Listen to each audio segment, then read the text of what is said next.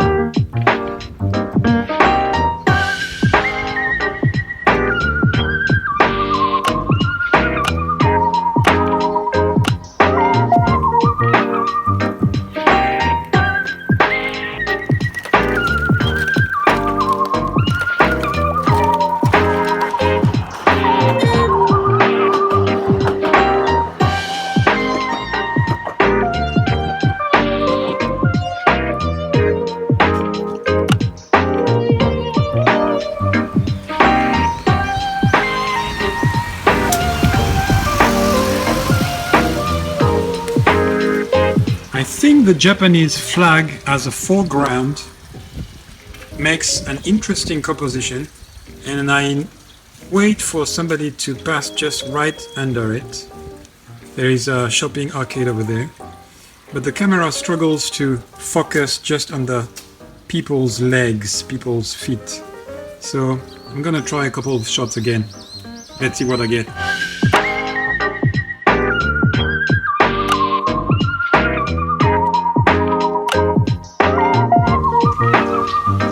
Just snapped that guy over there wearing shorts in front of the arcade I told you about.